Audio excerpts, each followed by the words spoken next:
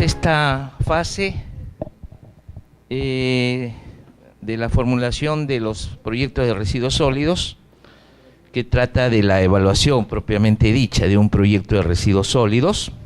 En lo que es evaluación, tenemos estos componentes de ese capítulo de evaluación, que habla de la evaluación social propiamente, del análisis de sensibilidad, el análisis de sostenibilidad, el impacto ambiental, selección de la alternativa que sea ganadora, producto de todos esos análisis anteriores, y sobre esa alternativa ganadora, trazar el plan de implementación para su ejecución, cómo me organizo y cómo gestiono esa ejecución, el marco lógico para poder hacer seguimiento sobre indicadores, metas, cómo saber que vamos bien con los logros del proyecto, sus conclusiones y todo el conjunto de anexos que acompañan al sustento del proyecto, ¿no?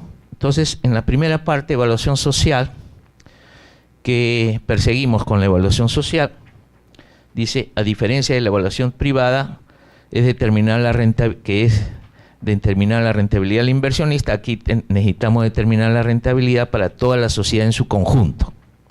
Ahí está la diferencia entre una evaluación privada y esa evaluación social, ¿no? Como conversábamos ayer, casi como que todos fuéramos el dueño de ese proyecto, el accionista de ese proyecto, y vamos a evaluar si nos conviene realizar o no nos conviene realizar ese proyecto. Entonces, esta evaluación fundamentalmente es una comparación de beneficios con costos expresados en términos sociales, ¿no? ¿Por qué? Porque los componentes de costos se expresan o a precios de mercado o a precios sociales. Y ya vamos a explicar cómo se hace eso. Entonces, en el caso de los proyectos de residuos sólidos, no se aplica la evaluación beneficio-costo. Básicamente, se utiliza el coeficiente costo-efectividad o costo-eficacia, sobre todo el costo-eficacia, ¿no? Vamos a explicar por qué, ¿no? Bueno, en general, la cuantificación de los beneficios, si quisiéramos hacer una cuantificación de los beneficios sociales, no los financieros solamente, sino los sociales, de un proyecto de residuos sólidos es muy complicado, ¿no? Porque básicamente los beneficios sociales de un proyecto, ¿en qué están? En el mejoramiento del ambiente, el mejoramiento de la salud, ¿no? Entonces, si tratara de cuantificar, echar cifras a eso, cuánto es muy complicado. No obstante, hay metodologías que podrían hacerlo, ¿no? Por ejemplo, una de las metodologías que se usan está esta de evaluación contingente, ¿no? Que tratan de hacer una encuesta, una gran encuesta, y explicarle los beneficios a la población del proyecto, y al final, en una escala de precios, digamos 10 precios distintos, cuál es el valor, dado esos beneficios, cuál es el valor que estaría dispuesto a pagar. Y así se toman 300, 400 encuestas. Y de ahí sale, de ese promedio, de ese conjunto, digamos, inclusive cómo se hace, ¿no? Digamos, tenemos 500 encuestas y los agrupo en 10 grupos. Y a cada uno le pongo un precio del valor mensual a pagar por el servicio. Entonces a uno le pregunto si estaría dispuesto a pagar mensualmente 10 soles mensuales. A otros le pregunto 8 soles, 6 soles, 12 soles. Y voy viendo qué me contesta la gente. Y de ahí me sale un valor promedio. Y ese promedio, que sobre todo es una media que se usa, ese es el valor con el cual yo puedo estimar los beneficios del proyecto, porque expresa la disposición de la gente a querer o no querer el proyecto, dado un precio a pagar, ¿no? O sea, no se pregunta simplemente, ¿quiere el proyecto? Todos dirían, pues sí, ¿no? Todos dirían si quieren. Pero cuando le dicen, quiere el proyecto, pero tiene que pagar 5 soles mensuales, entonces él va a hacer su evaluación.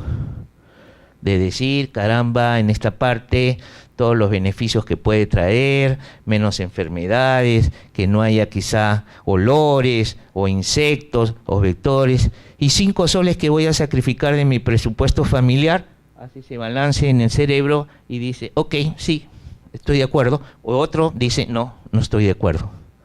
Y entonces, esa es la forma como se puede hacer. Pero en este caso, con las pautas del SNP, recurre a este método, ¿no? Básicamente es un análisis de costos, no de beneficios, de costos.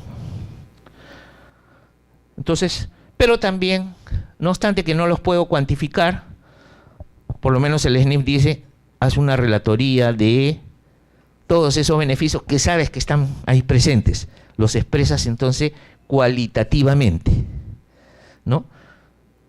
Por ejemplo, los beneficios para la salud, para el ambiente, qué significa también para las actividades económicas, ¿no? Una ciudad saneada, que no esté llena de basura, todo limpiecito, no hay puntos críticos, ¿no? Entonces, se supone que puede en algunos casos traer más turismo, más posibilidades de hacer inversiones en turismo, es una ciudad limpia, atractiva. Hay unas actividades que vemos, inclusive una industria de repente dice ya, sí, me parece que es una ciudad que me atrae, quiero instalarme en ese sitio. Entonces sabemos que hay una serie de beneficios. El ambiente, un paisaje bonito, un paisaje atractivo, hasta la autoestima. Si yo vivo en una casa llena de basuras, todo, hasta de repente y ocurre que hasta los niños tienen vergüenza de invitar a sus amiguitos a su casa, ¿no? Entonces, cuando ya tengo todo limpio, etcétera, ya me siento, tengo una mejor autoestima, levanta mi autoestima, me siento ya orgulloso de mi sitio, todo está limpio. Pero eso no le puedo echar números a esos beneficios que sabemos que están, pero los relato, para que uno lea y diga, caramba, hay todo este conjunto de beneficios que trae. Será difícil cuantificarlos, ok, pero sabemos que están ahí, ¿no? Entonces diferenciamos entre los beneficios financieros y los beneficios sociales. Los financieros es lo que puede cobrar el municipio. ¿Qué puede cobrar? Los arbitrios. Ahora, cuando tenga el relleno, una tarifa adicional de repente por disposición final, porque ahora quizá cobra por barrido, cobra por recolección, pero no cobra por disposición final, porque no hay un relleno. Entonces ahí ya cobro también por disposición. Y también materiales reaprovechados, comienzo a vender lo que reaprovecho, también es otro ingreso. Servicio de terceros, ese es cuando tengo mi relleno, yo soy un municipio y le doy servicio a otros municipios.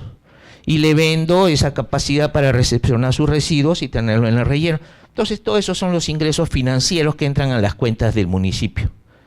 Pero en beneficios sociales tengo lo que son los beneficios para el aire, para el suelo, para el agua, los 3 componentes del ambiente, ¿no?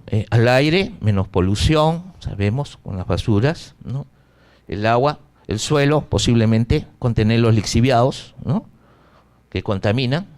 Y el agua, cuando sobre todo tengo botaderos cerca de fuentes de agua, muchas veces los puntos críticos de botadero están junto al curso de agua, ¿no? Que se contamina. También en el tema de enfermedades, ahí tengo ahorro por enfermedades debido a focos infecciosos, y están los ahorros derivados del menor gasto que hacen la propia familia, las propias personas. Cuando me enfermo yo tengo que posiblemente gastar mis medicinas, etcétera, inclusive tengo que trasladarme al centro médico para que me atienda, todo eso son costos sociales. Y también están los costos de las instituciones del Estado que tienen que dar el servicio, cuyos costos no son asumidos por la persona directamente que se atiende, sino por el Estado de su presupuesto. Todo eso son beneficios. Al evitar esos costos con el proyecto, o disminuir, no evitarlos de repente al 100%, pero disminuirlos, tengo un beneficio, ¿no? Pero estamos diciendo que no vamos a cuantificar, muy complicado, ¿no? No quita tampoco que la guía dice, nadie cuantifique, nadie haga. Si hay un formulador y dice, no, yo voy a cuantificar los beneficios, voy a hacer este ejercicio, voy a aplicar esta encuesta de evaluación contingente, yo conozco esa técnica, lo voy a hacer, lo puede hacer, ¿no? O sea, la guía no es que prohíba, la guía orienta. En la evaluación social interesa conocer el valor que tienen los bienes y los servicios para la sociedad en su conjunto, ¿no? Y que se emplearán en el proyecto. Entonces, determinar, el trabajo, el ejercicio está sobre todo en determinar los costos reales para la sociedad. Y ahí vamos a explicar qué es esto. Los precios que nosotros tomamos son los precios de mercado. Esos están distorsionados, no representan los costos reales para la sociedad. ¿Por qué? Cuando, por ejemplo, yo voy a comprar una máquina, un tractor para mi relleno, que al importarlo vale 100, yo de repente voy aquí al importador y me cuesta 150. ¿Y por qué se ha encarecido? Porque me clava el IGB, me clavan los aranceles de importación, ¿no? Entonces, el precio está distorsionado. A la sociedad no le cuesta 150, en verdad le cuesta 100, que es el valor de adquisición. Entonces, corrijo el precio. Eso entonces se llama pasar de precios de mercado a precios sociales. Eso es corregir los precios de mercado. O sea, voy a evaluar sin distorsiones, tomando precios sin distorsiones. Los precios ya están distorsionados por los impuestos que mezclaba el Estado. Está el IGB, el impuesto selectivo al consumo en algunos casos, como el combustibles, están los aranceles de importación, todo eso ya me distorsiona los precios. Si no hubiera Estado no tendríamos impuestos y sería el costo que le cuesta al país traer ese bien, ¿no? Entonces, igual es si el proyecto está tomando un insumo que está subsidiado, no es el costo real, ¿no? Por ejemplo, en Ecuador la gasolina está bien subsidiada, ¿verdad? Lejos el precio respecto a lo que cuesta aquí. Por eso hay un flujo de carros que se traen la gasolina en los llamados estos carros grandazos lanchones, que todo el día están y vienen, y ahí en Tumbes, en cualquier parte están vendiendo la gasolina, ¿no? Están como ambulantes. Entonces pasan los ¿cómo se llaman? Los taximóviles, y ahí están comprando su gasolina, pero les cuesta mucho menos que en un grifo. Entonces, si yo voy a tomar y digo, para el manejo de los camiones recolectores o el manejo de los tractores, voy a poner el diésel, el combustible, y tomo ese precio, estoy hablando del caso de Ecuador, que está subsidiado, no puedo tomarlo. Tengo que sincerarlo, poner el costo real de usar ese recurso. Entonces, no debo considerar un precio que esté distorsionado por impuestos, ni tampoco un precio que esté distorsionado por subsidios. Los corrijo, ¿no? También hay otros precios que están distorsionados cuando el Estado interviene y regula. Por ejemplo, existe el salario mínimo vital. Entonces ya no, este trabajador que va a trabajar en las obras, de hacer el relleno, ¿no? No le puedes pagar menos de 750 soles, creo, ¿no? 750, sí. Entonces está interviniendo. Pero ¿qué pasaría si no hubiera esa regulación y dejara libre juego de la oferta y la demanda? Posiblemente consiga a menos. O sea, una empresa que construye posiblemente consigue trabajadores que están dispuestos a trabajar aún por menos. Entonces ahí se toma otros salarios de referencia en la zona, como por ejemplo, ¿cuánto está dispuesto a trabajar? Sobre todo se toma para la mano de obra no calificada, lo que la gente está dispuesto a trabajar en el agro, en la agricultura, en las cosechas. Entonces, donde ahí se mueve simplemente, en muchos casos, por oferta y demanda. Entonces ahí muchas veces les pagan, ¿no? Entonces le pagan, no sé, al mes saldría pues 500, 600, menos que el 750. Entonces, si no hubiera, es posible que eso, que es mano de obra no calificada, no es calificada, posiblemente se vendría a trabajar, si hubiera el libre juego de oferta y demanda, por 600 soles estarían dispuestos a trabajar en la obra, no necesariamente el 750. Entonces, ese se llama el precio sombra de la mano de obra no calificada. Se ajusta entonces. En mis costos, entonces, si yo voy a gastar 100 de mano de obra, por ese factor, digamos 0.8, me sale que ya no gasto 100, gasto 80. le hago un ajuste a la mano de obra, ¿no? Entonces, ese es el ejercicio que se hace para corregir los precios que están distorsionados por impuestos, subsidios, regulaciones del Estado, etcétera, ¿no? Entonces se elaboran los flujos sociales, los flujos de costos para todo el horizonte de proyección, o sea, para los 10 años de proyección, más el tiempo en que se hacen las obras, que dijimos, si es un proyecto chiquito, de repente es 1 año, pueden ser 2, pueden ser 3, dependiendo de la envergadura del proyecto, ¿no?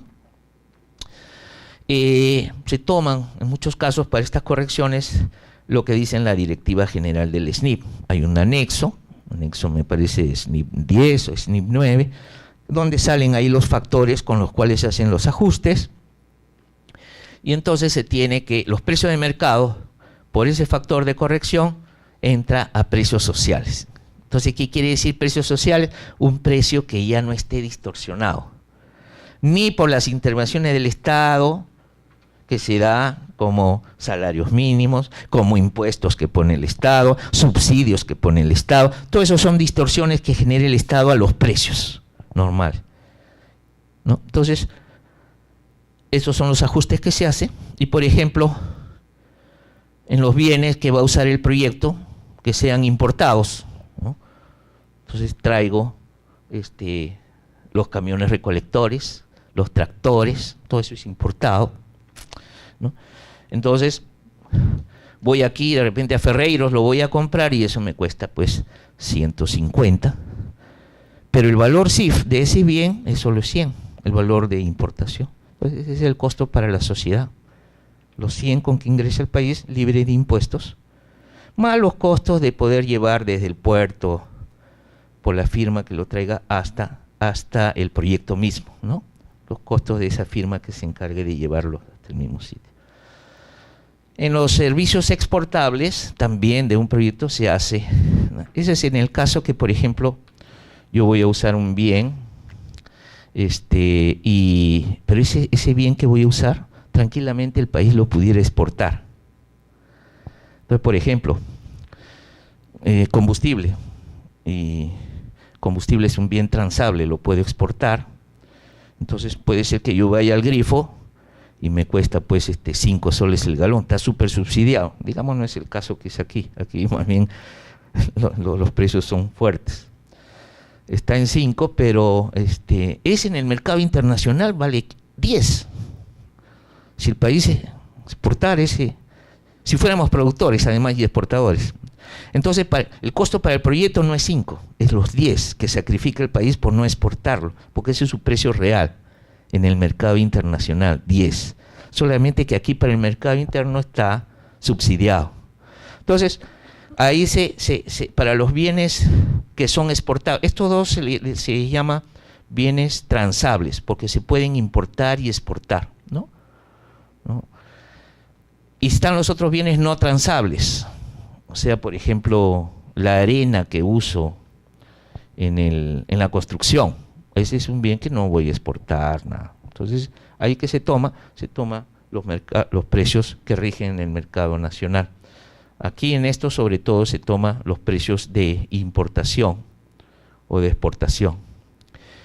Mano de obra, la no calificada, lo que ya les mencioné, si hay distorsiones por salario mínimo, sobre todo en la mano de obra no calificada. Combustibles también tiene una distorsión fuerte, tiene impuesto selectivo al consumo, el propio IGB, es una de las fuentes principales con que se alimenta el presupuesto del Estado, la recaudación de los impuestos, porque todo gasta combustible, toda la actividad económica gasta combustible, ¿no? Entonces, si uno suma el impuesto del IGB más el impuesto selectivo, sale un impuesto importante, tanto así que este factor es casi como 0.6, una cosa que voy a explicar dentro de un ratito. Entonces tenemos que esos costos sociales que se sacan del SNIP 10, que está en la página web del SNIP, se identifican los recursos, los bienes transables, los no transables, hemos dicho lo que es importar, que se puede importar o exportar, lo no transable, lo que es de mercado local, la mano de obra no calificada. Inclusive la mano de obra calificada tiene una pequeña distorsión. Por ejemplo, un profesional nos contratan a nosotros, hacemos nuestro recibo honorario, ¡pum!, ya nos descuentan y nos retienen 10%, ¿verdad? En cuarta categoría. Entonces ya está distorsionado. O sea, si no hubiera impuestos, nosotros no podríamos aceptar el trabajo solo por el 90%.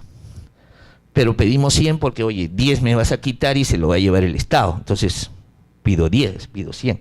Entonces, hasta esa mano de obra calificada, cuarta categoría, también está afectada. Un servicio de consultoría está distorsionado también. Ese paga IGB, ¿no es cierto? Entonces, todo está distorsionado, todos los precios están distorsionados. Aplicar los factores de corrección para pasar de precio de mercado a precios sociales. Se identifican también otros costos sociales, por ejemplo, casos especiales. Aparte, dicen, no, miren, en la situación sin proyecto hay muchos sectores que no llegan los camiones recolectores y la gente sale con su basura y se tiene que trasladar a un punto a esperar que pase el camión recolector y ahí entregar. Ahí hay un costo para la economía, que es ese trabajo. El tiempo de las personas tiene un valor, ¿no? No es que no cueste nada. Es, por ejemplo, el gran beneficio en un proyecto de agua y alcantarillado de medio rural, está el ahorrar el tiempo que va en el acarreo de agua. A veces uno toma las encuestas y le gastan entre la señora, los hijos y trayendo el agua 2 horas y media al día.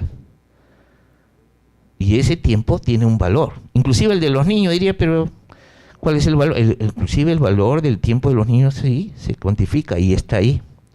Porque ese tiempo que lo utiliza el niño para traer el agua lo debería usar en otras cosas, en estudiar, ¿no? Inclusive estar en su casa con sus padres, inclusive hasta jugar si quieren, ¿no? que es un derecho que tienen los niños. Pero no lo puede hacer porque está dedicándole 2 horas de ir y traer el agua. Entonces, todo eso son beneficios económicos, ¿no? Inclusive si hay familias que tienen puntos críticos y ahí nomás van y echan la basura, pero tiene que caminar pues 15 minutos al día, 15 de ida, 15 de vuelta para vaciar ahí su basura. Todo eso son costos que se supone el proyecto los va a evitar. Entonces es un beneficio para la sociedad, porque ya el camión recolector va a pasar por su casa y le va a recoger y se va a evitar, inclusive con los costos complementarios que puede, el riesgo para los niños si es que se van a un punto a dejar la basura, ¿no? Pero esos son difíciles de cuantificar y entonces, pero sabemos que están ahí, ¿no? En algunos casos sí cuantifican esos tiempos de ahorro de tiempo. El ahorro de tiempo, esos costos de ahorro de tiempo los cuantifican. Entonces hay factores globales para los costos de inversión, operación y mantenimiento. Ve las guías simplificadas. Entonces eso está tratando el SNIP de evitar todo ese cálculo, que a veces es complicado, y más bien da los factores de ajuste de frente. Yo tengo este valor de mercado, vale 100, por un factor de 0,9, ya pasa a ser 90. Entonces se le facilita los cálculos, ¿no? Que lo vamos a ver. Por ejemplo, esto es lo que dice el SNIP en mano de obra no calificada, anexo SNIP 10. Si tengo un proyecto en Lima, factor 0,86, 0,68 en costa, 0,60 en sierra. ¿Qué quiere decir, por ejemplo, sierra? 0,60. La mano de obra no calificada que voy a usar en las obras del proyecto a precio de mercado es 100, pero para la evaluación social es 60. Lo multiplico por el factor. Entonces, baja el costo. Claro, beneficia al proyecto porque van a ser menos costos. Pero ese es el costo real para la economía, no es 100, está distorsionado, es 60. ¿Ve? Aquí uso 63 de factor, 68, y en rural el factor todavía es más intenso, 50. ¿Por qué? Porque ahí la gente está dispuesta a trabajar hasta por menos respecto al medio urbano. Entonces, si yo voy a usar un salario mínimo establecido por ley, ese está más distorsionado respecto a lo real, que sería la oferta y la demanda libre de mano de obra en el campo. Por eso, en sierra, por ejemplo, en rural, si yo voy a hacerle la obra, voy a ponerle su pequeño rellenito y voy a tener el contratista tiene que pagar pues lo legal. Entonces pone mano de obra 100 su precio de mercado, pero para la evaluación social no pondría 100 sino 41 en el flujo. Entonces los costos se corrigen y bajan, ¿no?, en mano de obra. En combustible es el factor 0,66, o sea, si voy a gastar 100 de combustible a precios de mercado en la ejecución de las obras o en la operación y mantenimiento del proyecto, yo no voy a poner 100, yo pongo 66. Entonces, para facilitar, ¿no?, el MEF está tratando de que en las guías ya darle los factores de ajuste directamente para evitar que el formulador tenga que hacer todo ese cálculo que, como digo, es complicado y engorroso. Estos factores todavía no están aprobados ya, ¿no? Se supone que cuando salga la nueva guía, si lo aprueba el MEF, ¿no?, ya el MEF por lo menos ya la revisó y hasta el momento no tendría inconveniente. Es más, en otras guías ya lo está haciendo así. Entonces ya saldrían los factores directos para usar según los componentes de inversión, que más o menos vemos anda en promedio por el 0,85, ¿no? Diríamos, un factor de ajuste promedio anda por el... O sea, mis costos son de 100 en general a precio de mercado y a precios sociales son 85 los costos, ¿no? Entonces, con esto yo tengo mis costos de inversión, a cada uno le aplico su factor y ya tengo mis costos transformados a precios sociales. Me facilita el trabajo, ¿no? Ahora, ¿esto qué quiere decir? Si mi flujo de costos era 100, ¿no?, se ha convertido en 85, 82, 87 en función de cómo sale en las inversiones, en el peso de cada una de estas inversiones y afectado por su factor, ¿no? Dice, estos factores se pueden usar, pero esta facilidad es solo para el estudio que hago a nivel de perfil, proyectos de menos de 10 millones. Para los proyectos de medio de 10 millones, yo rapidito hago mi conversión con estos factores y ya tengo mi flujo a precios sociales. Lo tenía a precio de mercado y ya lo pasé a precios sociales. Pero si es de más de 10 millones que paso a hacer un estudio de factibilidad, ya no, ¿no? Si paso a hacer un estudio de más de 10, yo sí tengo que hacer ese trabajito de desagregar los costos y aplicar el clásico, que seguramente ustedes ya han visto en otros proyectos, ¿no? Entonces, esto tómenlo todavía pendiente de aprobación por la DGPI del MEF. Una vez que lo saque la DGPI aprobado con su directiva, ya, ok, ¿no?, y lo cuelgue en la página web, ya, ok, se toma, los formuladores comienzan a tomar esto. Entonces, acá tenemos, por ejemplo, un flujo de costos, por ejemplo, lo que es barrido y almacenamiento para la alternativa 1. Tenía sus costos que ya hemos visto ayer, en almacenamiento y en almacenamiento, tanto en equipos, herramientas, equipos de protección, ¿no? Todo lo que es almacenamiento. Y acá está barrido también, ¿no? Y entonces tenemos las unidades que vamos a comprar, el precio unitario, tenemos el costo total expresado a precio de mercado. Eso es lo que nos cuesta con el proyecto. Y además lo que vamos a pagar. Nosotros no vamos a pagar precios sociales. O sea, cuando pedimos presupuesto al municipio para hacer el proyecto, este es el valor que pedimos. Porque eso es lo real que presupuestamos. Es lo que le va a costar, ¿no? Pero para la evaluación le ponemos los factores. Vemos si es un bien nacional, importado, etcétera, la clasificación. Le aplicamos esos factorcitos que hemos visto antes y ya están convertidos a precios sociales. Entonces estos 49.000 soles se han convertido en 41.000 soles al quitarle la distorsión y al expresarlo a precios sociales. Entonces mi costo para la evaluación social no es 49, es 41, ¿no?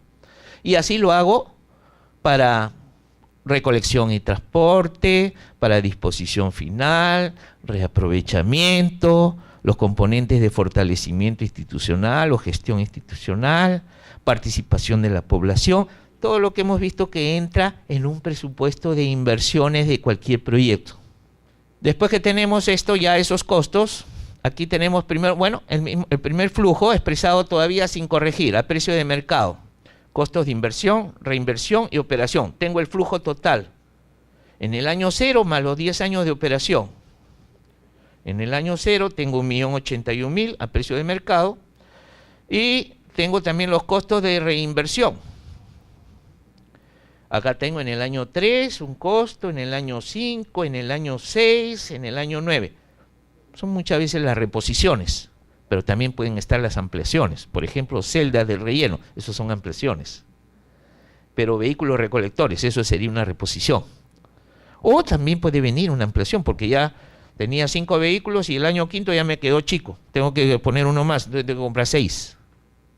¿No? Entonces, en estas reinversiones están costos de reposición de lo que ya vence en su vida útil, más posibles ampliaciones, porque ya va creciendo la necesidad de tener mayor capacidad, porque la población crece y los residuos sólidos crecen en el tiempo. Después tenemos los costos de posinversión, que son los de operación y mantenimiento, año a año. Aquí son 105.000 soles.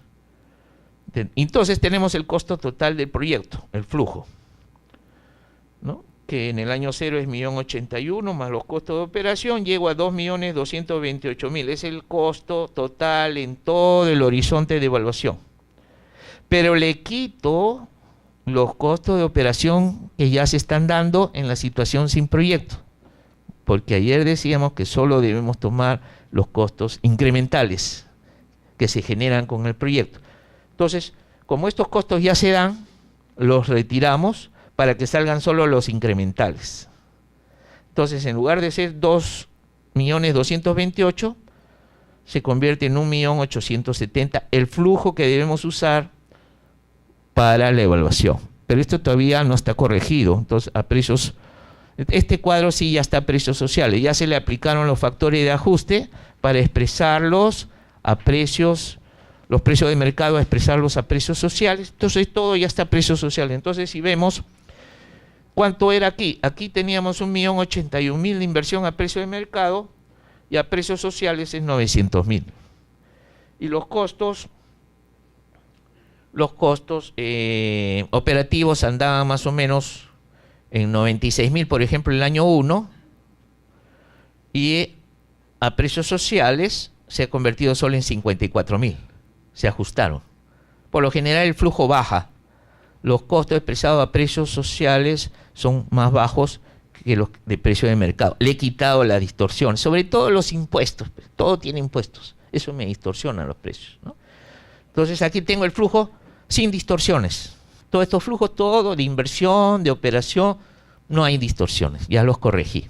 Ese es en alternativa 2, el mismo cálculo, suponiendo que estoy evaluando dos alternativas. Tengo el costo a precio de mercado y tengo el costo a precios sociales de la alternativa 2. Estoy comparando dos alternativas que en alguno de esos componentes se diferencian, ¿no? Entonces, en la evaluación social, ¿qué tenemos?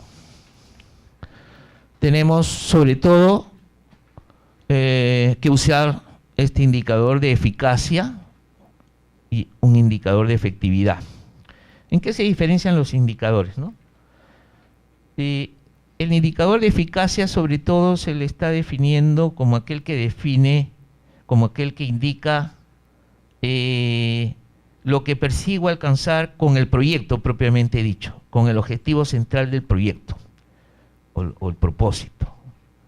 Entonces, eficacia es el indicador de resultados o de propósito del proyecto propiamente, mientras que el indicador de efectividad es un indicador de impacto, es tratar de ver qué contribución va a tener el proyecto en lo que es la calidad de vida de un ámbito geográfico X. Porque todos estos proyectos, ¿a qué van dirigidos? A mejorar la calidad de vida. ¿Cómo mejoro calidad de vida? Con una confluencia de muchos proyectos. Proyecto de salud, proyecto de educación, un proyecto de repente para mejorar la producción agrícola, riego, ¿no? Tengo el de agua y alcantarillado, el de electrificación rural, le consigo mercados para que puedan vender sus productos, un proyecto también para prevención de riesgos, evitar algunas catástrofes que podrían haber en una zona de riesgo. Todo ese conjunto va dirigido a mejorar su calidad de vida. El proyecto de residuos sólidos da su granito de arena a ese conjunto. Entonces, este indicador de efectividad de impactos, que dice fin último, fin indirecto, trata de ver qué impacto puede causar en toda la sociedad de ese ámbito geográfico donde estoy haciendo el proyecto, un distrito, una provincia, una ciudad, ¿no? Pero el principal que mide el proyecto es el costo eficacia, que es el que medimos como costo por tonelada de residuos sólidos. ¿A cuánto nos está saliendo el proyecto? ¿Cuántos soles por tonelada nos está saliendo el proyecto? ¿No? Y acá están los otros indicadores que son de eficiencia, más de medir cuál es el resultado en usar X recursos de la economía, con qué eficiencia los estoy usando, ¿no? Y estos son sobre todo los que ya miden cómo son los resultados en cuanto a productos y que están vinculados con los medios fundamentales y también con las acciones del proyecto. O sea, mide cómo estoy usando los recursos humanos, los materiales o equipos. Por ejemplo, aquí estaría un indicador de decir cómo estoy, por ejemplo, en la eficiencia de uso de los camiones recolectores, en la eficiencia del barrido, cuántos kilómetros, ¿no? Cuántos kilómetros estoy barriendo o voy a obtener a futuro como meta para mejorar la eficiencia de esos barredores, ¿no? Entonces, ya son indicadores que me permiten ver con qué eficiencia estoy usando los diferentes recursos que van a ir al proyecto, ¿no? ¿Había una pregunta? Sí, por favor. Profesor, tenía acá una inquietud en los flujos de costos. Revisando, por ejemplo, los costos directos, vemos ahí adecuado almacenamiento, suficiente capacidad operativa y todo lo demás, donde involucra lo que es el componente infraestructura. Muy bien, ¿no? Teníamos los gastos generales y utilidad expediente, ya cuando es una administración directa. Mi pregunta va, pero cuando hay componente de equipamiento y componente de capacitación, ¿no sería bueno de repente determinar como un expediente técnico, o sea, unas especificaciones, algo aparte, así como un expediente, especificaciones técnicas, para que pueda tener también su supervisión, liquidación de ese componente, porque a veces en la práctica está de que el expediente asume lo que tiene el equipamiento y la capacitación y no lo hacen bien. O sea, creo que sería mejor desagregar cada uno como su expediente, especificaciones técnicas, para que siga transcurso en cada componente que, de acuerdo a la naturaleza del proyecto, tenga. Y bueno, ¿no? Y el otro punto importante es la desagregación de lo que es el expediente técnico y los gastos generales. ¿No? Esa era la de acuerdo, sí.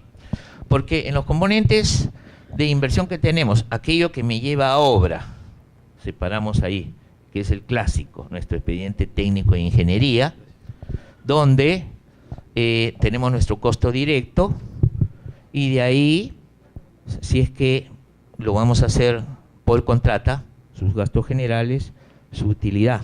Si es que lo hago por administración, muchas veces solo considero el gasto general, que siempre va a haber, y llego a un total.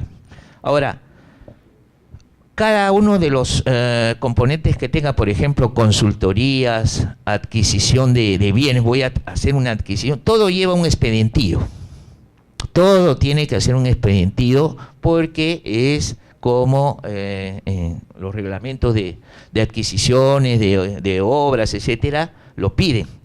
Entonces, podemos hacer los expedientes y tenemos que hacerlo junto con el expediente de ingeniería. Estamos considerando que van los expedientes también de las consultorías, de las adquisiciones de equipo, con el cual se saca licitación. Ahora, si es que ahí tenemos que considerar el gasto general, utilidad, muchas veces no lo estamos tomando directamente, sino ese es el precio del proveedor directamente, ¿no? Pero en lo que es supervisión, liquidación, si lo necesito para ver el término de eso, tiene que estar incluido. Todo necesita ser liquidado.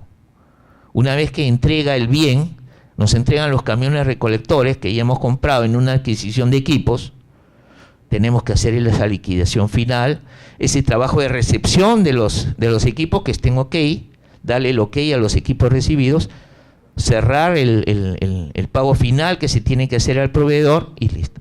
Todo ese trabajo, ¿no?, tiene que estar presupuestado. Por eso en muchos casos ya ahora en los proyectos que están haciéndose, por ejemplo, los que están recibiendo el Ministerio de Economía en materia de residuos sólidos, ve que estén todas esas consultorías que se necesitan para las adquisiciones para adquisiciones de equipos, para consultorías, inclusive para la adquisición de bienes. Por ejemplo, en esas campañas poblacionales de educación a la población, tengo muchos contratos con posiblemente medios de radiodifusión, compra de paneles, afiches, todo eso son servicios, todo eso lleva un expediente para poder contratar, para poder licitar o contratar. Todos esos costos, ¿quién los hace? Hay unos costos ahí que se insumen. ¿Quién recepciona todo eso? Hay unos costos. Todo eso tiene que estar. Por eso ahí uno de los costos fundamentales que tiene que estar el proyecto es el costo de la unidad ejecutora del proyecto. Se supone ahí tengo un cuerpo de personas que va a ejecutar el proyecto y es el que ve eso. Es el que ve toda esa recepción de los equipos, toda esa recepción de los bienes y servicios a adquirirse, ¿no? Pero sí es importante ver de que no se escape nada, porque una vez que ya no está en el presupuesto, después significa que nos estamos quedando cortos cuando pasamos a la fase de ejecución.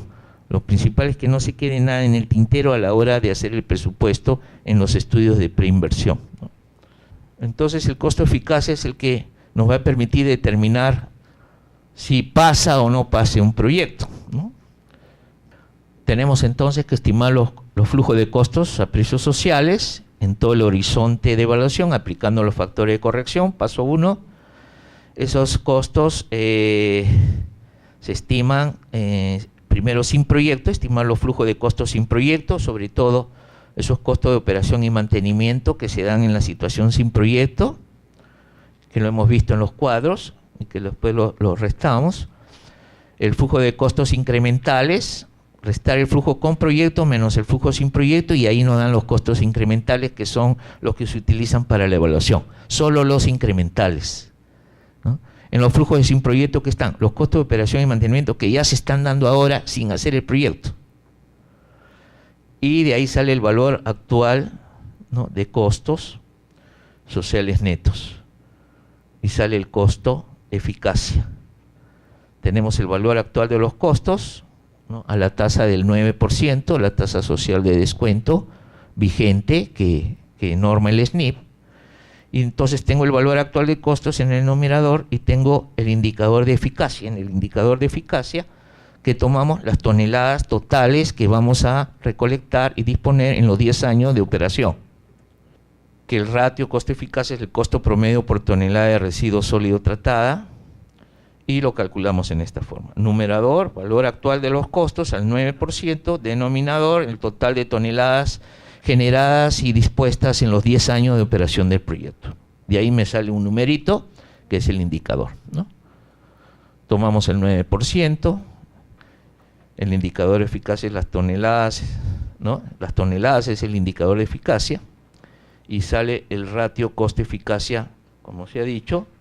Por ejemplo, aquí tenemos, para ese ejemplo de la alternativa 1 que estábamos viendo con los cuadros de costos, vemos que aquí están los costos de inversión y de reinversión en los 10 años, están los costos de operación y mantenimiento con proyecto, están los costos de operación y mantenimiento sin proyecto, y salen los incrementales. El flujo de costos incrementales. Le hemos quitado entonces los costos de operación que ya se dan, porque ya en la economía ya se gastan. La idea es que en la economía solo usa lo nuevo por gastarse, lo incremental. Lo que ya se gasta ya no, porque ya se está dando. Y entonces tengo también aquí estos costos, en este flujo, cuando los traigo a valor presente, acá están su valor actual. Por ejemplo, este costo de 978 en inversiones y reinversiones se ha convertido en 947 al actualizar al 9%, y este costo de 548.000, flujo incremental, no, perdón, la sumatoria de este costo de operación se ha convertido en 337.000, al 9%. Entonces, el valor actual, sumando inversión y operación, 1.285.000. O sea, son los costos expresados todos al año cero. Actualizar un costo significa traerlo al año cero, ¿no es cierto? ¿Por qué? Porque los recursos en el tiempo no tienen igual valor. Por eso uso una tasa de descuento. O sea, lo que yo gasto 100 en el año 1 y gasto 100 en el año 10 no son del mismo valor económico. El 100 del año 1 tiene mucho más valor que el 100 del año 10. El 100 del año 10, cuando lo he actualizado al 9%, se va a convertir en un número más chiquito, por decir 50. El 100 del año 1, pues se convertirá en 90. Entonces, las cifras de costos y beneficios también no tienen igual valor en el tiempo. Cambia. Por eso, eso es lo que significa el uso de la tasa de descuento. Entonces tenemos aquí las toneladas en los 10 años, 4.766, y divido este valor actual de costos, 1.285.000, valor actual de costos total, entre las 4.766 toneladas, 269 soles por tonelada. Ahí está el costo de eficacia, ¿no? Entonces, en la alternativa 2 nos salió 285, más caro. Aquí nos salió 269, aquí nos salió 285, entonces elige la del 269 que tiene un menor costo eficacia. Que tiene el menor valor costo eficacia es la alternativa ganadora. Entonces, aparte de esta evaluación, ¿no?, de la rentabilidad social misma del proyecto, también ahora el SNIP dice, tenemos que ver si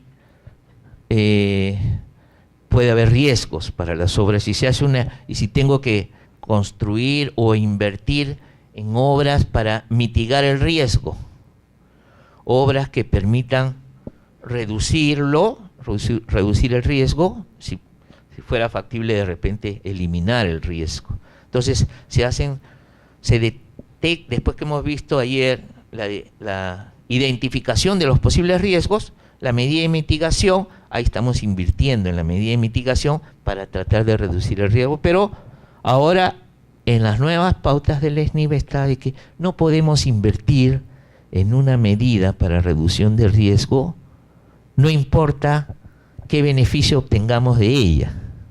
Por ejemplo, puede ser que, voy a poner un ejemplo, digamos que hay un relleno sanitario que está en una zona de riesgo y de la evaluación que hace, los daños que pueda tener sea un 10% de lo invertido en ese relleno, pero sin embargo para evitar ese 10% de daños tengo que hacer una gran obra de defensa. Una gran obra de defensa que cuesta, por decir, una cifra muy alta. Entonces yo tengo que ver si evitar los riesgos, evitar ese costo de los daños, compensa lo que voy a invertir en las medidas para reducción de riesgo. Entonces se hace una evaluación de esas medidas de reducción de riesgo. Entonces, dice, para evaluar la medida de reducción de riesgo de desastres de cada alternativa se aplica el método de costo-beneficio. Ahí sí entra el método de costo-beneficio, donde los costos corresponden a las inversiones, reinversiones y costos de inversión incrementales, ¿no?, atribuidos a las medidas de riesgo. Los beneficios corresponden a los costos evitados. Entonces es casi decir, si no le hago la medida de riesgo, ¿cuál es el daño que se podría producir en las infraestructuras? ¿Y cuánto cuesta ese daño que podría haber en las infraestructuras? Entonces, si el daño a valor actual va a ser 50, pero yo voy a invertir 100 en esa medida de reducción, sale que no es rentable para la sociedad invertir en esas medidas de reducción, porque el costo que se va a derivar de cualquier evento catastrófico va a ser menor de lo que tengo que invertir. Entonces, lo que promueve es decir, si vamos a invertir en medidas, veamos si es rentable para la sociedad hacer esa inversión. No ciegamente, o sea, siempre hagamos la inversión, ¿no? Entonces acá vemos, por ejemplo, un ejemplo. Tenemos una situación sin medida de reducción de riesgo para proyecto X y se estima que el año 5 se puede producir un desastre y los costos de ese desastre son reposición del servicio, 300.000, rehabilitación del relleno, 2.700.000, ¿no? Esta es la reposición del servicio inmediato que muchas veces se da, o sea, viene el evento, se corta el servicio y hay que ver la forma de sustituir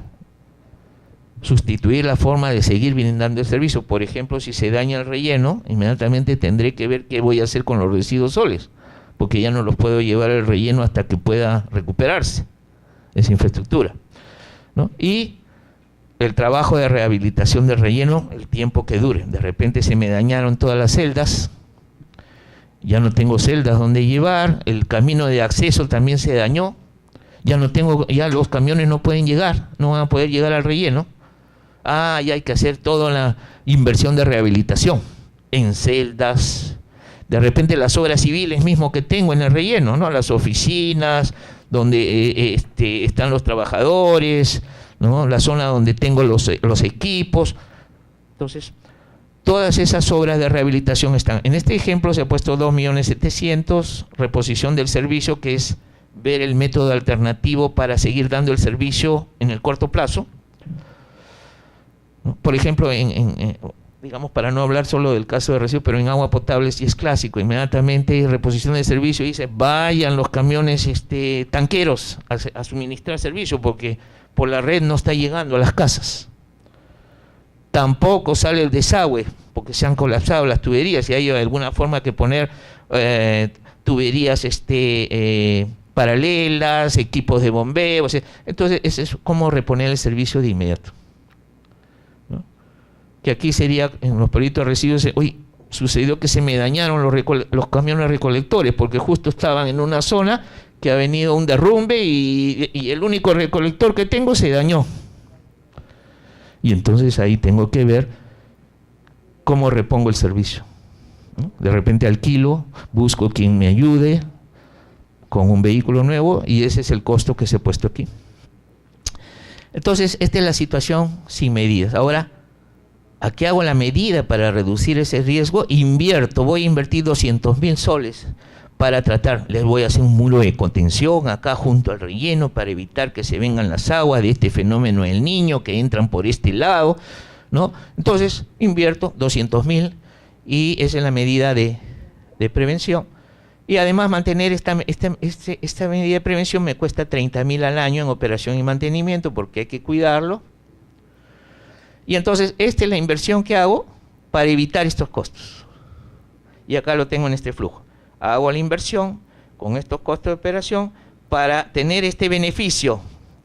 Este costo evitado se convirtió en beneficio,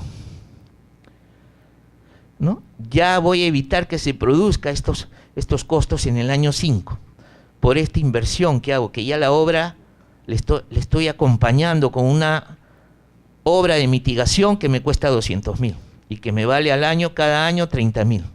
Entonces, aquí tengo unos beneficios y acá tengo los costos. Voy a ver la rentabilidad, puedo hallar las rentabilidades. Entonces, se supone que, bueno, aquí no se ha hecho este cálculo, pero uno hace el análisis, y en este caso, pues con las cifras, imagínense solo invirtiendo 200.000 y tengo la posibilidad de evitar 3 millones de costos, la rentabilidad sale súper alta. Entonces, en tanto ese análisis beneficio-costo me indique que la tasa interna de retorno social es mayor al 9%, que es la tasa de descuento, se acepta hacer la inversión de mitigación o prevención del riesgo. Si está debajo del 9%, no se acepta hacer la inversión. Entonces el mensaje es antes, cómo funcionaba el SNIP, decía, hagamos la inversión, no importa el beneficio que se obtenga. Ahora es, veamos qué estamos evitando. Complicado es un poco de ver, oye, ¿cuál es el daño que puede haber? ¿En qué año se podrá producir el daño? ¿Será el año 5, el año 6? Pero no hacerlo significa también no tener ninguna base. Entonces, lo que propone el SNIP, hay que hacer el esfuerzo de por lo menos tratar una hipótesis de los daños. Porque los daños sabemos que están. La probabilidad que ocurran daños no es cero. ¿No? Entonces, ahora, unos sitios más riesgosos que otros, ¿no? Si hablamos, por ejemplo, en la costa norte, donde vamos a poner un relleno, tenemos que averiguar inmediatamente si ha habido inundaciones del Niño en algún momento por ahí. También ver con qué periodicidad se producen esos eventos. Es un análisis que hacen los proyectistas para tratar de bosquejar un escenario probable de riesgo y ver si nos conviene invertir en estos 200.000 más para prevenir acciones futuras de daños que se dan aquí, que pueden ser de esta magnitud, ¿no? Posiblemente la rehabilitación, el relleno mismo aquí se ha tomado un porcentaje del costo total del relleno, ¿no? Después otro capítulo que se toma en cuenta para definir al final la alternativa ganadora, aparte de la rentabilidad social, es la sensibilidad, ¿no? La sensibilidad que tratamos de ver, es decir, qué tanto ese indicador de costo-eficacia que hemos determinado puede variar al variar alguna de las condiciones con las cuales se ha calculado, que básicamente son dos. ¿Qué pasa si varían las inversiones? Si suben 5%, 10%, 20%, o sea, no calculé bien o algo sucedió en el camino que variaron los costos. ¿Y qué pasa también si el volumen de residuos que había previsto recolectar también varió? Ya no son 5.000 toneladas, sino solamente fueron 4.500 o fueron 4.000 toneladas. Eso me afectó la rentabilidad social del proyecto. A menos toneladas, menos rentabilidad. A más inversión, menos rentabilidad. ¿No es cierto? Entonces, en este análisis se ve que tanto el indicador de costo-eficacia va a variar porque varían esas condiciones, ¿no? Digamos, en el caso de los proyectos de residuos sólidos, donde calculamos un costo-eficacia, todavía el sistema, en el caso del SNIP, no se cuenta con indicadores que diga cuándo un proyecto debe pasar y cuándo no. Cuando evaluamos un proyecto con el método beneficio-costo, la tasa de descuento de por sí dice si debe o no pasar un proyecto, el 9%. Hice mis cálculos de beneficio-costo y me salió rentabilidad 8.9, no pasa. Me salió 9.1, pasa, ¿no? Entonces, ahí el propio indicador dice si debe aceptarse o no. Pero en los casos de los proyectos que se evalúan por costo eficaz, no tengo una línea de corte todavía. Que en el futuro, cuando tenga muchos proyectos de residuos sólidos, que ya tengo datos de sus costos, ya tengo datos de sus indicadores, podré construir esa línea. Entonces ahí en ese momento diré, miren, se aceptan proyectos cuyo costo-eficacia esté por debajo de 200 soles por tonelada. Ya calculé bien, 200 está con holgura, inclusive está bien elevado. Ya el que está arriba de 200, ya ese proyecto no se acepta para la sociedad. Entonces ahí, ¿qué interviene? Revisemos el diseño. ¿Qué es lo que hace costoso ese proyecto? De repente, pucha, le he puesto unos vehículos recolectores carísimos, ¿no? Que no se justifican. Yo puedo cambiar el vehículo, buscar otro tipo de vehículo, ¿no? El relleno sanitario, de repente, pucha, es por la distancia, me he ido a 40 kilómetros a poner el relleno con unos costos de transporte pues tremendos. Entonces me hace reflexionar y analizar y si puedo rediseñar el proyecto, porque con el indicador que sale no es aceptable para la sociedad en su conjunto. Acuérdense, no hacemos proyectos a cualquier costo, si no, no tendría sentido la evaluación. ¿no? No haríamos evaluación porque dice, todo proyecto que hagamos se acepta. Entonces, en el caso de costo-eficacia, no tenemos líneas de corte y por lo tanto todavía estamos imposibilitados de decir hacemos o no hacemos el proyecto, ¿no? Sí, un formulador puede decir, mira, estoy averiguando acá de los 31 proyectos que se están haciendo con Yaikebit, los que se están haciendo allá en el Cusco, por dónde están sus indicadores, y a ver el mío que me está obteniendo, si anda por ahí, si anda por la media de ese conjunto. Pero si el mío está lejos de eso, si fuera el caso, lejos dice, oye, ¿qué pasa con mi proyecto? Que está bien lejos de esos indicadores que están saliendo en otros proyectos, ¿no? Entonces, ese es el análisis de sensibilidad. Pasos para el análisis de sensibilidad: identificar las variables sobre cuyo comportamiento hay mayor incertidumbre o cuyas variaciones pueden incidir en la rentabilidad del proyecto. Determinar los cambios en los indicadores como consecuencia de cambios en esas variables. Y básicamente, como decían, las variables que usamos son el aumento en los costos o la disminución en la cantidad de residuos que va a mover el proyecto, digamos, ¿no? Que va a trabajar el proyecto. Entonces aquí decimos, se definen los rangos en los cuales se puede mover el factor sin que afecte su rentabilidad. Por ejemplo, de ahí sale, me podría decir, si hubiera línea de corte, ¿no? Por ejemplo, podría decir, este análisis de sensibilidad soporta que los costos de inversión pudieran incrementarse máximo en 11.5%. Ese análisis me dijo, ¿no? O sea, ¿y qué pasa si es más de 11.5? Deja de ser rentable. Ese es en el caso que tuviéramos líneas de corte, pero no los tenemos. También el análisis aquí sería, también soporta el proyecto que en lugar de las 5.000 toneladas en los 10 años que habíamos calculado, si bajan esas toneladas, pero máximo baja a 4.500, todavía el proyecto sigue siendo bueno. Si baja más de 4.500, sí ya dejó de ser rentable.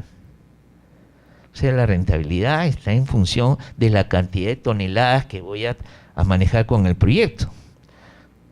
Si bajara demasiado, pues ya el costo por tonelada se me hace muy alto, por lo cual el proyecto en verdad estaría dejando de ser rentable, ¿no? Entonces, en sensibilidad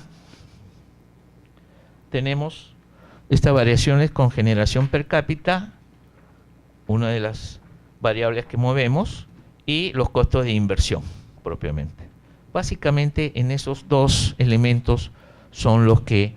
También un tercer elemento que he visto también en los proyectos es la variación en los costos de operación y mantenimiento. ¿Qué tanto varían? Entonces puedo tener un tercer elemento que es costos de operación. Oye, ¿qué pasa si se me suben los costos de operación y mantenimiento? En tanto, ¿qué pasa con la rentabilidad? También puedo hacer esa sensibilidad, ¿no? Sostenibilidad, un punto muy importante en los proyectos de residuos sólidos, ¿no? Porque, como conversamos, son muy vulnerables, son muy débiles, muy vulnerables para que sean sostenibles en el tiempo. ¿Y qué es sostenibilidad? Decíamos, ojalá nunca se interrumpieran los beneficios que hemos calculado que debe dar el proyecto, ¿no? ¿Y cómo se pueden interrumpir los beneficios? Por ejemplo, si no tengo dinero para mover los vehículos recolectores o para manejar el relleno, se están cortando los beneficios. No estoy recolectando, no estoy llevando el relleno, se están cortando los beneficios. Si tengo un desastre por ahí, se están cortando los beneficios, ¿no? Si no tengo una buena gestión, entonces... ¿de qué depende esta sostenibilidad? Por ejemplo, recursos financieros, un punto esencial, ¿no? Hay que verificar que la generación de los ingresos de la municipalidad serán suficientes para cubrir todos los costos de inversión, de reinversión, de operación y mantenimiento, ¿no? Y esa sostenibilidad, tal como está el sistema, no es seguro. ¿Por qué? Porque los servicios de limpieza tienen un presupuesto del total del presupuesto del municipio, pero nadie dice esos recursos están 100% asegurados, ¿no? puede ser que haya otra prioridad en algún momento del municipio y esos recursos tengan que irse a otra prioridad, ¿no? Entonces, lo que se propone ahora con los proyectos que se están haciendo de residuos sólidos es cómo hacer para asegurar que nunca le falta recursos para la operación, mantenimiento, reinversión de los proyectos. Y para eso es que se impulsa en estos proyectos de YAI, CABID, Banco Mundial, la generación de fideicomisos, ¿no? La figura de los fideicomisos es, vamos a reservar, no es plata que se le quita al municipio, es plata que simplemente va a un administrador y que es, una vez que el municipio decide, vamos con el fideicomiso, ya esos recursos se detraen del presupuesto, de su presupuesto del municipio, y el Ministerio de Economía los pasa directamente a quien va a administrar el fideicomiso, por lo general el Banco de la Nación. Y entonces esa plata está ahí y solamente se puede usar para el servicio de limpieza pública. Ahí no puede en algún momento decir, mire, yo necesito ese dinero, el municipio, y decir, démelo porque tengo otra prioridad. No, ya no. Ya está seguro. Entonces, posiblemente se dice los recursos que van dirigidos al personal que trabaja, eso quizá no tenga tanto riesgo que vaya. Pues es difícil que falle un municipio en pagarles las planillas, ¿verdad? Porque además se genera un problema social tremendo. Pero sí puede faltar dinero, por ejemplo, para los combustibles, para las reparaciones. Se me malogró un vehículo recolector y pucha, fundió motor y lo he llevado al taller y me dice que eso vale 8.000 soles reparar ese motor.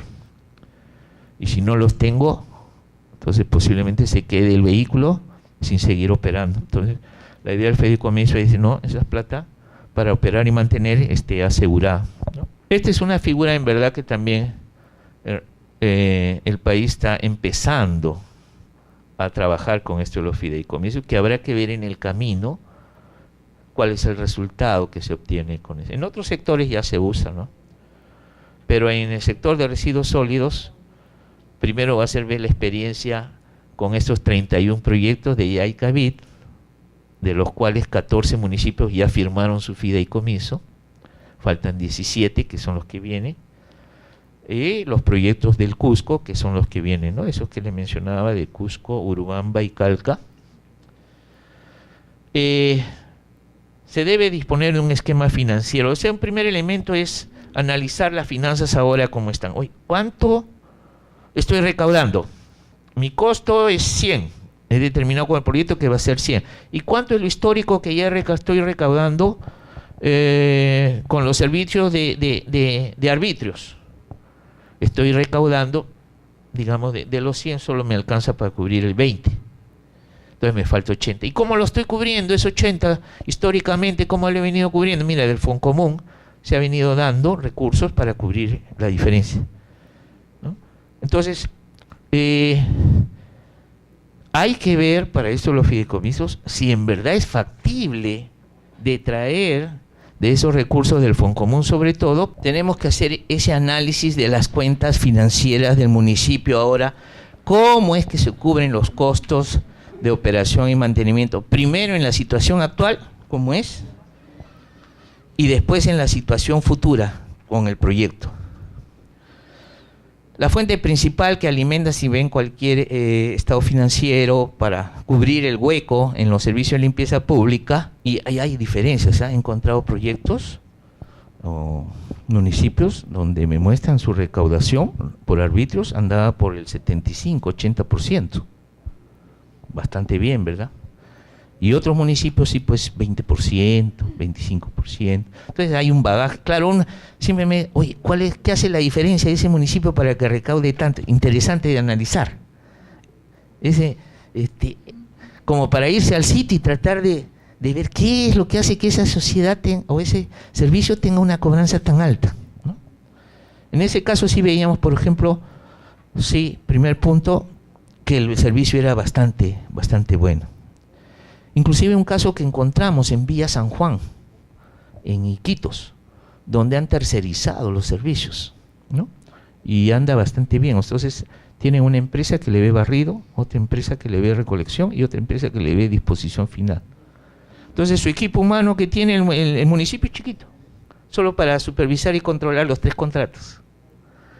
También es una figura decía como para analizar. Y lo tienen 6 años, han renovado inclusive, porque los contratos se hacen a 3 años y después los 3 renuevan otros 3 años. Entonces son fórmulas que hay que ir viendo qué fórmulas existen para hacer gestión, todas las posibilidades que existan, ¿no?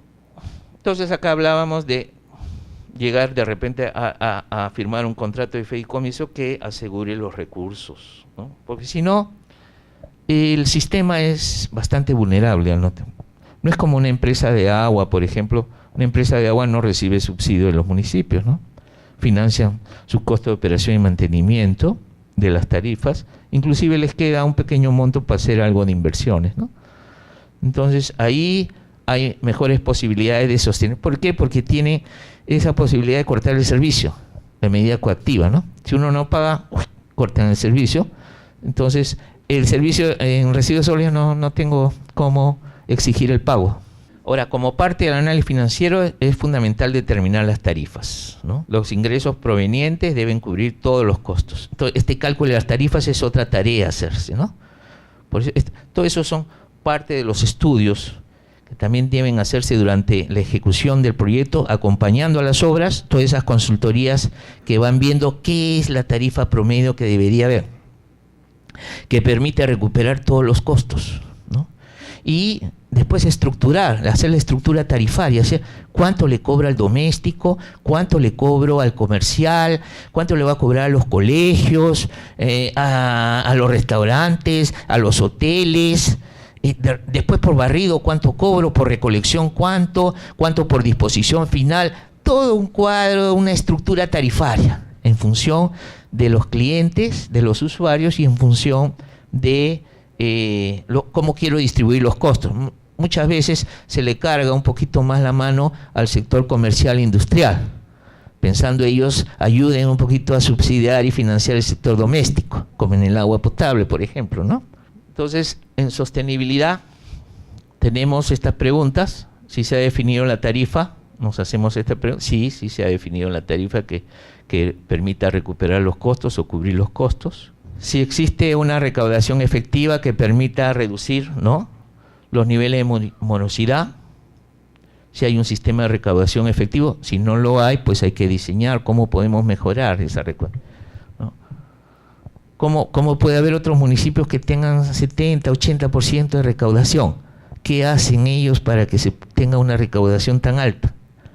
Se fomenta el proyecto de alianzas público-privadas, también esto en algunos casos, algunos municipios dicen, no, aquí voy a entrar con un operador que tenga el know-how, que sabe cómo administrar estos servicios y yo voy a colaborar también con inversión. Entonces, yo lo que le pido al privado es que me traiga su know-how, cómo hacer gestión, operar y mantener, y yo voy a poner sí la inversión. Yo pongo los equipos, yo pongo el relleno, pero tengo un operador especializado que lo administra el relleno. Esa fórmula también están funcionando.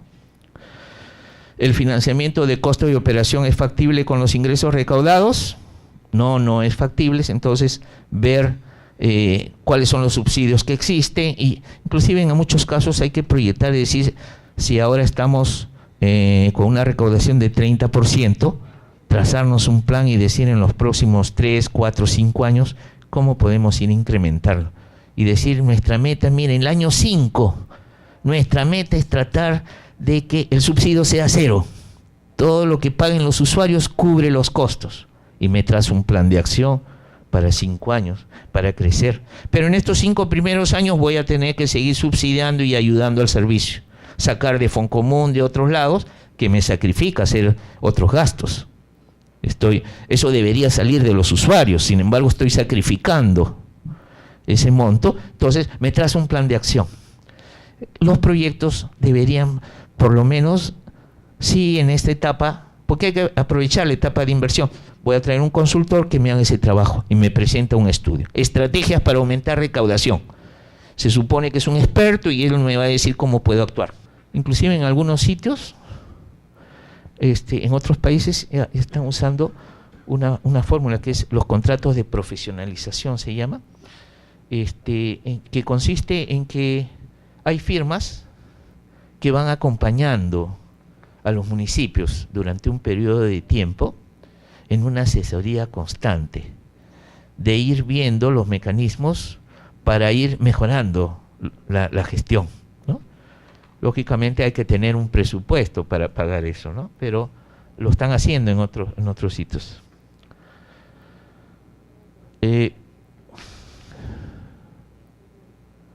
¿Cuáles serían los ingresos sin proyecto? Sin proyecto, por ejemplo, solo tengo el servicio de recolección, en algunos casos recolección y barrido, pero con proyecto sí ya cobro por barrido, recolección, disposición final, o servicio prestado a terceros. Esto de un municipio le da el servicio del uso del relleno a otros distritos, ¿no? Entonces ya tengo otros ingresos. Estos son de tipo financiero, para las finanzas, para ver cómo cuadran las finanzas.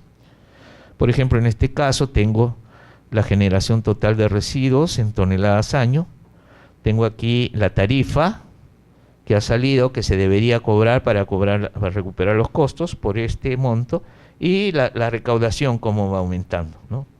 De una situación inicial, X pasa a un 30 y después esperando que el quinto año siquiera suba a 50. Y esta es la cantidad de dinero entonces que voy a poder recibir realmente, ¿no? Ahora, ¿cómo hago para subir de 30 a 50? Hay todo un plan de acción ahí. Eso no es gratis. No es fácil subir la recaudación, ¿no? Pero el mensaje va a decir, es muy difícil subir la recaudación, pero no debemos decir, bueno, ya, tiramos la toalla, abandonamos este tema de aumentar recaudación y dejamos, ¿no? Hay que tratar de, en un proceso educativo, de ver que es una obligación de los usuarios pagar por ese servicio público, así como pagan por la electricidad, pagan por el agua y alcantarillado, tienen que pagar este servicio, es lo normal, pero es un proceso educativo, de mucho trabajo con la población. También hay que mostrarle un buen servicio. Cuando el usuario va viendo que es un mejor servicio, también se muestra mejor predispuesto a pagar. Cuando vea que sus calles están limpias, que el recolector pasa puntualito todos los días, le recoge su basura. Entonces, hay un trabajo que hacer con la población. Considerar la gradualidad en mejoras de niveles. También no puedo pretender unas cosas bruscas, de 20% en un año ya voy a subir a 80%. No es real, ¿no? Entonces hay que ver, ¿no? Aquí no hay pues esas fórmulas como en otros países donde el servicio sólido inclusive está integrado en una sola empresa que maneja todos los servicios públicos. Entonces está el agua, el alcantarillado, el residuos sólidos, ¿no? Entonces ahí, como es una sola factura, sí tiene que pagar, si no cortan el servicio de agua y alcantarillado. Pero acá esa posibilidad todavía está un poco limitada, ¿no? Por el Tribunal Constitucional en algún momento sacó algo al respecto, ¿no? ¿Cómo determinamos la tarifa? Entonces, si queremos recuperar todo, inversión, operación y mantenimiento, divido la tarifa marginal de largo plazo, ¿no? Es igual a la inversión más la operación, tarifa media de largo plazo. Este es el capital inicial, o sea, la tarifa aquí quiere recuperar también los activos existentes en el valor que tengan los activos existentes, si es que, ¿no?, los camiones que tengo ahora, etcétera, más las inversiones marginales sin inversión y operación y mantenimiento, todo descontado por la tasa de descuento, el 9%, y en el denominador las toneladas de residuos descontadas también al 9%, ¿no? A veces choca un poquito escuchar que usamos tasa de descuento para descontar cantidades físicas, ¿no? Pensamos que solo se usa para monedas, para cantidades financieras, pero no. Este es solamente un artificio para tratar de hallar esa tarifa media. Entonces, de esta actualización de los costos entre los volúmenes de residuos sólidos en los 10 años, actualizado al 9%, el 9% lo usamos aquí y acá abajo, me sale un valor. Y el otro caso es, ¿qué pasa si queremos solo diseñar una tarifa que nos cubra al menos la operación y mantenimiento, ¿no? por lo menos la operación y mantenimiento, lo mínimo que queremos recupere la tarifa. Entonces, esto sería operación y mantenimiento entre el volumen de los residuos sólidos para los 10 años. Estos son datos que se toman para los 10 años, y se actualizan al 9%, que es la tasa de descuento. Y entonces ahí nos sale la tarifa media de largo plazo solo para recuperar operación y mantenimiento. Entonces ahí nos sale un valor, suponiendo que nos sale 8 soles por tonelada. Después lo que toca ver es hacer la estructura tarifaria para decir, con los diferentes valores que cobro a cada tipo de usuario y con las cantidades de consumo, ¿cómo hago para que todo ese conjunto me permita recuperar esos 8 soles promedio? Porque a alguno de repente le voy a cobrar más que 3, a otro le cobro 5, de repente a otro le cobro... Pero en el conjunto, es decir, todo ese conjunto de tarifas con diferentes usuarios y diferentes toneladas que tiene cada uno, ¿me permite recuperar los 8? Sí.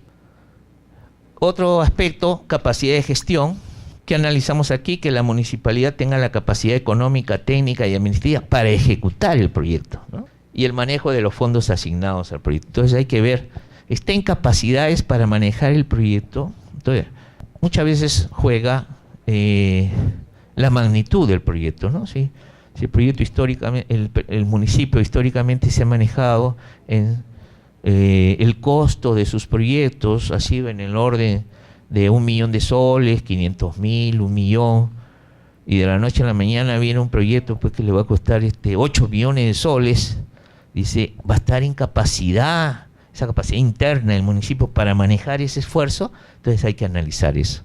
Y ahí es ver qué recursos humanos tiene, qué manejo operativo tiene, qué instrumentos tiene para manejar el proyecto, cómo está preparado para manejar el proyecto, ¿no? La unidad ejecutora del proyecto. Hay que asegurar que el servicio cuente con el personal idóneo. Muchas veces dicen, no, para esto tengo que traer un ingeniero X especializado y le voy a encargar este temita que dirija esa unidad ejecutora. No lo tengo ahorita en la municipalidad. Ver los manuales con los cuales se definen las responsabilidades, que quede escritas las responsabilidades de cada una de las personas que va a intervenir en la unidad ejecutora, ¿no? Establecer el programa de sensibilización tributaria también es parte de este mejoramiento de la capacidad para ver cómo reducir los niveles de morosidad. Es otro frente de trabajo. Cuando el proyecto comprenda más de una municipalidad, ver las posibilidades de organizarlos en mancomunidades, ¿no? O sea, ahora tenemos ese instrumento de poder formar mancomunidades, ¿no? Hay más o menos, veía en la PCM, que ya hay en el país como 160 mancomunidades. Algunas son asociaciones entre distritos, otros provincias con distritos, otros más allá de una provincia, o sea, entre provincias. Inclusive hay uno que abarca entre la provincia de una región con las provincias de otra región. Entonces el asunto es el criterio, la unión hace la fuerza. Entonces, y en residuos sólidos se ve que eso es bien importante. Por ejemplo, la provincia, preocupado también por los residuos sólidos, no del cercado, sino dice, yo tengo que preocuparme también de los residuos sólidos de los distritos. Entonces tengo que ver la forma de ayudar, asistir, porque mi responsabilidad va en toda la provincia. Entonces, la mancomunidad también es un instrumento que en algunos sitios se va a poder usar. Y ahí todos los municipios dejan de administrar directamente el servicio y se lo dan a esa mancomunidad. Una mancomunidad que es de todos los municipios y que delegan.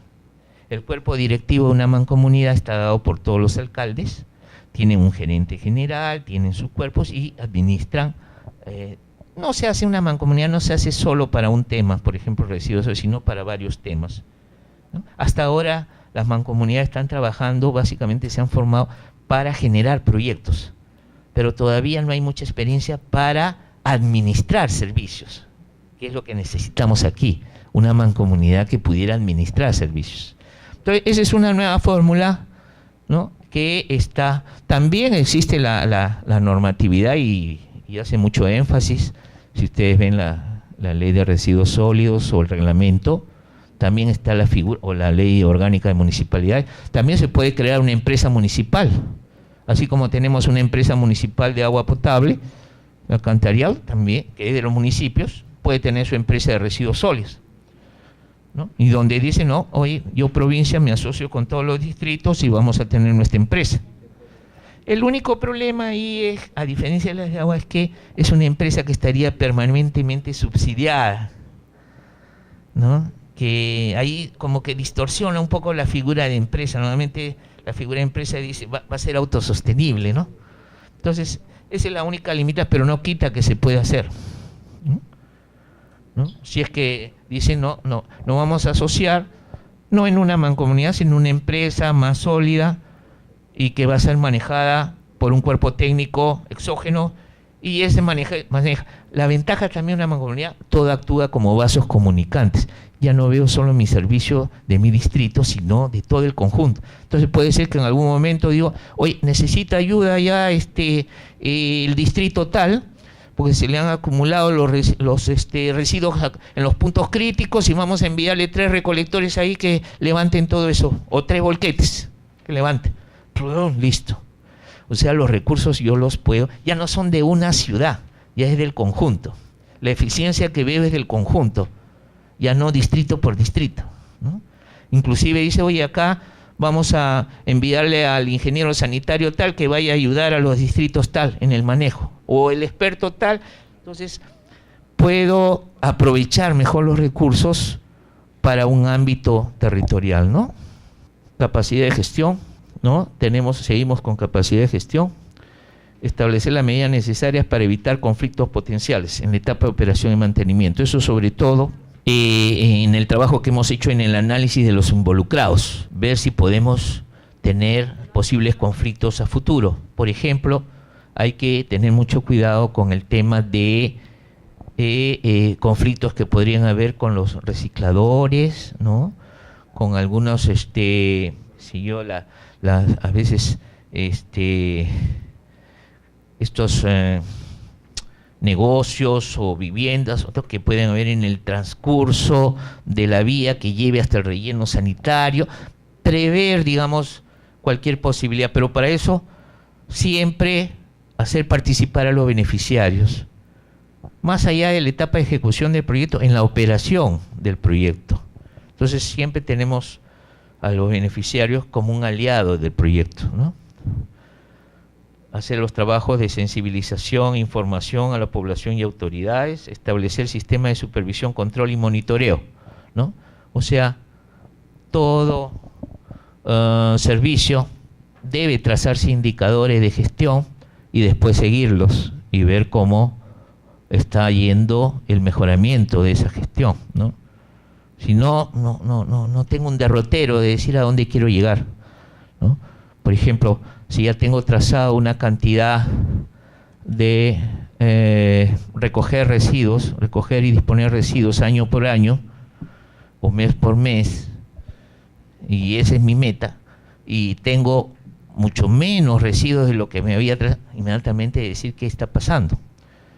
¿Qué está pasando? Se están quedando residuos que no están yendo al relleno, ¿no? Si tenía mi meta de decir, mira, de 30 puntos críticos al año 1, terminado el año 1, por lo menos vamos a bajar el 50%, vamos a bajar a 15. Y entonces pasó el año y siguen los 30. Entonces, ¿qué está pasando? Entonces, indicadores para monitorear, el sistema de monitoreo y control de la calidad de los servicios y de los resultados que estoy obteniendo con el servicio en función a un plan trazado, ¿no? Elaborar los reportes mensuales con que voy haciendo seguimiento, ¿no? Respecto a los servicios de barrido, recolección, disposición final, empleando estos reportes mensuales. Después deberían llegar a las autoridades del municipio, que el municipio, el gerente municipal, dice, caramba, estamos progresando, estamos cumpliendo, ¿no? Él puede hacer un seguimiento de lo que está haciendo su servicio de limpieza pública y cómo está progresando. Puede hacer ese monitoreo y seguimiento. En algún momento el alcalde también y los regidores quieren que le den un informe. Ahí está el informe que mes a mes se evacúa de cómo está progresando, ¿no? Gestión de riesgos es otra parte también de de la gestión, como decíamos, demostrar que se efectuó el análisis de riesgo y que se han incluido las medidas de reducción de los mismos. Es parte de ese análisis de la gestión, contribuyendo a garantizar la sostenibilidad. O sea, primero vimos el análisis de riesgo de las diferentes alternativas, cada uno estuvo analizado, y después sobre la alternativa seleccionada, la que está definida, aquí hacemos una consolidación de que ya ese análisis para la alternativa elegida ha sido realizado y que esos son los resultados de ese análisis, ¿no? En la parte de apropiación del proyecto por parte de los usuarios, que es parte también del manejo de la gestión, otro elemento, ¿no?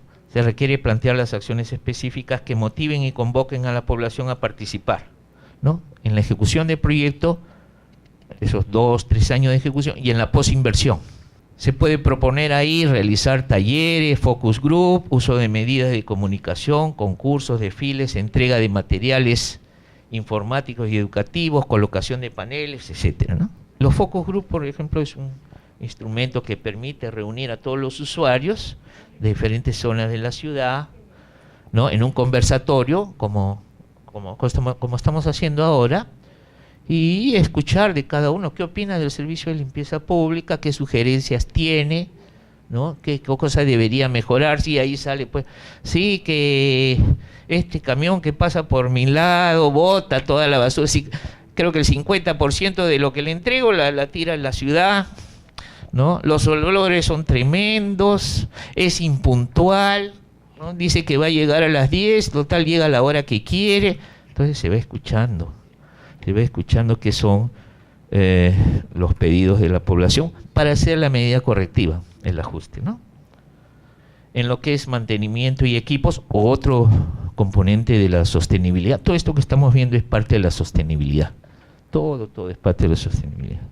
Entonces, también tenemos que ver cómo estamos preparados, y creo que ya hablábamos también ayer, para hacer el mantenimiento de estas unidades que son costosas, los vehículos recolectores, compactadores, los vehículos o las maquinaria pesada que ven en relleno sanitario, son equipos costosos que requieren mucho mantenimiento preventivo para que duren, alargarle su vida lo más posible. Cuando no le hacemos mantenimiento preventivo, lo que preveíamos que nos debería durar un recolector 5 o 6 años, de repente al año 3, ¡pum!, ya está leña. Entonces, el organizarse bien para este mantenimiento preventivo, inclusive el correctivo, es un factor esencial en este tipo de proyectos. Hay mucho activo costoso en juego y no son unidades que cuesten poco, ¿no? Como les decía, un recolector compactador 400.000, 500.000, 600.000 soles, un tractor 1.000.000, 1.200.000. Entonces son activos costosos. Y organizarse, decir, ¿qué cosa voy a mantener y darle, digamos, tratar de preservar su vida en casa, en mi propio taller? ¿Y qué lo va a hacer con talleres de terceros? Que ahí entran los talleres de la ciudad, de repente tengo que irme a una ciudad capital, más lejos, porque tal reparación no la hacen ahí cerca. O en unos casos tengo que llamar al mismo proveedor que me vendió el tractor Caterpillar o X marca, y tengo que llamarlo y decir, mira, está con problemas, tiene que venir aquí a ayudarme, a hacerle su mantenimiento periódico. Entonces estoy preparado. Objetivo superior, tratar que nunca se deterioren esas unidades vehiculares o esa maquinaria. Arreglos institucionales, otra parte de la sostenibilidad, identificar los arreglos para financiar los costos de operación y mantenimiento. ¿Cómo voy a financiar? Bien clarito, va a salir del Fondo Común, tanto por ciento, ¿no? Durante X tiempo, este Fondo Común va a ir disminuyendo en el tiempo, de repente la recaudación de árbitros va a ir aumentando, así. Entonces, ¿cómo va a participar el Estado, los beneficiarios, otros, etcétera, en el financiamiento de esos costos de operación y mantenimiento, ¿no? Inclusive en algunos sitios se trata de ver si por lo menos en las reinversiones, de repente el gobierno regional puede ayudar al municipio, también poniendo, encargándose de las reinversiones. Es otra fórmula que Simplemente es cuestión de que los municipios conversen con sus respectivos gobiernos regionales si el gobierno regional quiere hacer una apuesta por residuos sólidos, ¿no? Clarísimo en Cusco, ¿no? O sea, el gobierno regional ahí, el tema de residuos sólidos es vital para el turismo, esencial para el turismo. Entonces yo dice, a través de Copesco, yo tengo que fajarme con esas necesidades y esos proyectos que se les requieran, ¿no? Asegurar que se cumplan los compromisos asumidos con otras instituciones. Por ejemplo, en el caso de mancomunidades hay que definir quién será el responsable de la administración del relleno, ¿no? En el caso de las mancomunidades o en muchos proyectos, inclusive sin llegar a conformar una mancomunidad, el que queda designado para tener el relleno es la capital provincial y le da servicios a los distritos, ¿no? Pero hay acuerdos de por medio, o sea, tiene que haber un acuerdo entre provincial y distritos para trabajar en esa forma. Por ejemplo, cuando se hace un proyecto de esa naturaleza, se pide en el SNIF decir, oye, dame el consentimiento de los distritos que está de acuerdo y que va a llevar sus residuos y que va a pagar. Porque si me dice que no están de acuerdo, porque voy a dimensionar el relleno con esa capacidad, ¿no? En donde no tengo, entonces se pide ese compromiso y son unas actas que firman todo el alcalde provincial con los distritales que dice estamos de acuerdo en trabajar juntos en este relleno y que todos vamos a contribuir con un pago para cubrir esos costos, ¿no? Y también que los gobiernos locales se hacen responsables de llevar sus residuos a ese relleno, ¿no? También tiene que estar. Y ahí parte por ver cómo están de unidades de transporte para poder cubrir esa distancia, si tienen o no tienen esas unidades de transporte, ¿no? Sostenibilidad. Entonces, antes de pasar al ejercicio 3 de sostenibilidad, hacemos un alto aquí y retomamos con este ejercicio que es bastante interesante, el de sostenibilidad.